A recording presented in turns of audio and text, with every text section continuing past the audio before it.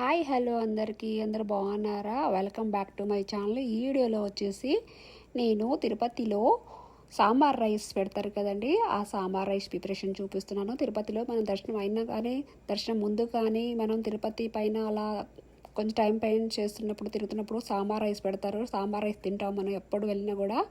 ఆ రైస్ ఇందులో ప్రిపరేషన్ చూపిస్తున్నాను. నేను చాలా మంచి టేస్ట్ ఉంటుంది. ఫస్ట్ ఒక గ్లాస్ రైస్ తీసుకొని హాఫ్ గ్లాస్ పప్పు తీసుకోవాలి. ఒక గ్లాస్ రైస్ హాఫ్ గ్లాస్ పప్పు తీసుకొని 2 టైమ్స్ వాష్ చేసుకొని 3 గ్లాస్ వాటర్ పోసుకొని 10 నిమిషాలు పక్కన నానబెట్టుకోవాలి. తర్వాత ఈ వీడియో ఫస్ట్ నుంచి లాస్ట్ వరకు చూడండి, మంచి టేస్ట్ అయిన రైస్ అనమాట. తర్వాత 3 ములక్కాయలు కట్ చేసుకున్నాను. 3 ములక్కాయలు, 3 మిర్చి, 3 టమాటా, 3 వంకాయలు కట్ చేసుకొని వాష్ చేసుకున్న 10 నిమిషాలు నానబెట్టుకున్న రైస్లో పెట్టుకున్నాను. 2 స్పూన్ పసుపు, 1 స్పూన్ సాల్ట్ వేసుకుంటున్నాను. ఇవన్నీ వేసేసుకొని చక్కగా కలుపుకొని గ్యాస్ పైన 4 విజిల్ వచ్చేంత వరకు ఉడికించుకోవాలి. అన్నీ కలిపేసుకున్నాను. అన్నీ కలిపేసుకొని గ్యాస్ పైన పెట్టుకొని 4 విజిల్ వచ్చేంత వరకు ఉడికించుకోవాలి. అండ్ ఇది మంచి టేస్ట్ అయిన సాంబార్ రైస్ అండి. అండ్ ఇంకోటి తిరుపతిలో ప్రసాదం కూడా అంటాం అందరికి. ఇది సాంబార్ రైస్ అంటారు, లేదంటే బాస్మిలా బిస్ రైస్ కూడా అంటారు. బాస్మిలా బిస్. ఇలా 3 విజిల్ వచ్చేసిన తర్వాత చింతపండు కూడా కొంచెం పెద్ద సైజు నిమ్మకాయ సైజ్ అంతా చింతపండు నానబెట్టుకున్నాను. 3 విజిల్ వచ్చేస్తుంది. గ్యాస్ కట్ చేసేసుకున్నాను. ఇప్పుడు పోపు రెడీ చేసుకుందాం. దానికి ఈ పోపులో ఆయిల్ వేసుకోకూడదు, నెయ్యి వేసుకోవాలి. ఆయిల్ అంటే అసలు టేస్టే ఉండదు అనమాట. నెయ్యి వేసుకుందాము. నెయ్యి కూడా కొంచెం ఎక్కువ పడుతుంది అనమాట. 5-6 టేబుల్స్ నెయ్యి వేసుకున్నాను. నెయ్యి వేసుకొని తాలింపు గింజలు కూడా వేస్తున్నాను.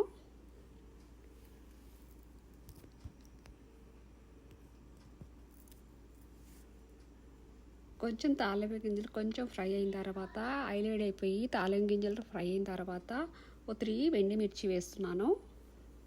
ఈ 3 ఎండుమిర్చి వేసుకొని కొంచెం ఫ్రై చేసుకొని జీడిపప్పు కూడా వేస్తున్నాను.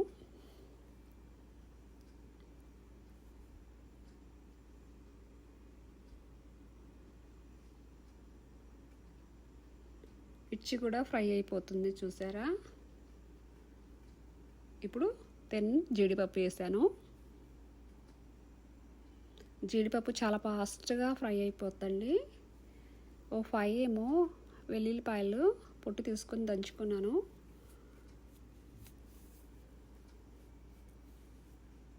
ఆ వెల్లుల్లిపాయలు కూడా వేసేసుకుంటున్నాను. వెల్లుల్లిపాయ వేస్తేనే కదా మంచి టేస్ట్, మంచి స్మెల్ కూడా వస్తుంది తాలింపు వేసినప్పుడు. మామూలుగా రావట్లేదు. ఈ సాంబార్ రైస్ చేసుకొని తినండి, అసలు మామూలుగా టేస్ట్ ఉండదు. హెల్త్కి హెల్త్, టేస్ట్కి టేస్ట్ అనమాట. ఇప్పుడు కొన్ని కరివేపాకు వేసుకున్నాను. కరివేపాకు మొత్తం కరకరలాడేంత వరకు ఫ్రై చేసుకోవాలి. క్రిస్పీగా కరకర వచ్చేంత వరకు ఆకులు ఫ్రై చేసుకోవాలి.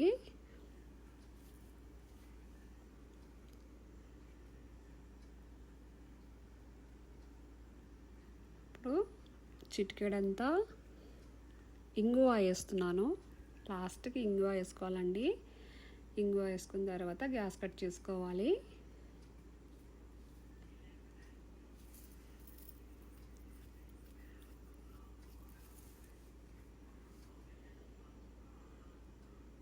చిటికెడంతా ఇంగువ వేసుకొని బాగా కలుపుకొని గ్యాస్ కట్ చేసుకొని, అండ్ ఇప్పుడు నేను రైస్ని క్యాప్ ఓపెన్ చేసి చూస్తాను. మెత్తగా ఉడికిపోయింది.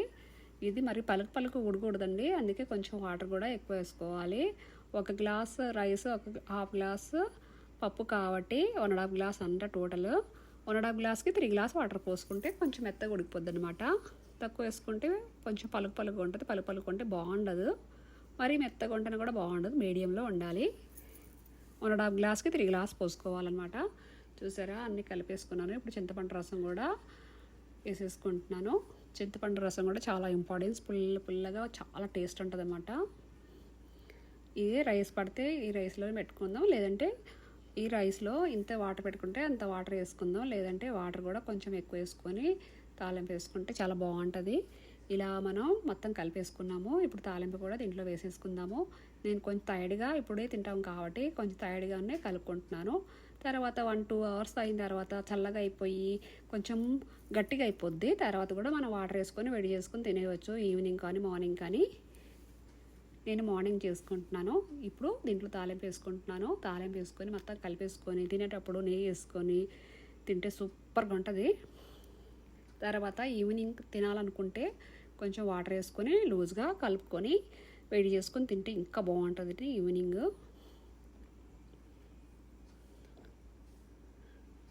ఇలా ములక్కాయలు మొత్తం ఉడికిపోయి లోపల తొక్కులు ఉండిపోయి కదా, చల్లారిన తర్వాత మన చేతితో కూడా తీసేయవచ్చు, చాలా బాగుంటుంది. ఇలా తీయకపోతే కొంచెం పిల్లలకు డిస్టర్బ్ అవుతూ ఉంటుంది. మెత్తగా ఉడికిపోయాయి అన్నమాట లోపల. కొంచెం చల్లారిన తర్వాత ములక్కాయలు కూడా పక్కన తీసేసుకుందాము. ఇప్పుడైతే నేను తీసుకోలేకపోయాను, చాలా వేడివేడిగా ఉందన్నమాట. వేడివేడిగా నేను సర్వ్ చేసుకుని తింటున్నాను. ఈవినింగ్ అంటే కొంచెం చల్లగా అయిన తర్వాత చల్లగా అయిపోద్ది, కొంచెం ముద్ద పడిపోతుంది. అప్పుడు కొంచెం వాటర్ వేసుకొని ఆ ములక్కాయల తొక్కలను తీసేసి వేడి చేసుకొని ఇంకోసారి తినవచ్చు అనమాట. ఈ బాస్మతి దీని బాస్మతి కూడా చెప్తారు, అండ్ రసం అన్నం కూడా చెప్తారండి. చాలా మంచి టేస్ట్. ఇలా సర్వ్ చేసుకుంటున్నాను బౌల్లో. ఇప్పుడు నేను ఇలా ఒకసారి చేసుకొని తినండి, సూపర్ ఉందని చెప్తారు మీరు. తిరుపతిలో మనం ప్రసాదం ఎలా తింటామో అదే టేస్ట్, సేమ్ అదే టేస్ట్ ఉంటుంది అనమాట. ఏమండి పెడతారు ఇందులో, అసలు ఇలాంటి ఏంటి పప్పు అన్నం, ఈ సాంబార్ అన్నం ఏంటి ఇలా టేస్ట్ వస్తుంది, ఎలా చేస్తారు ఏంటి అని అర్థం కాదు కదా మనకు తినేటప్పుడు.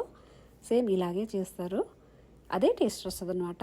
ఒకసారి ట్రై చేయండి, సూపర్గా ఉంటుంది. చాలా ఈజీగా ఫాస్ట్గా కూడా అయిపోద్ది. తిరుపతి ప్రసాదం అన్నమాట ఇది. ట్రై చేయండి ఇలా ఈ స్టైల్లో. ఓకే, లైక్ చేయండి, కామెంట్ చేయండి. Bye all.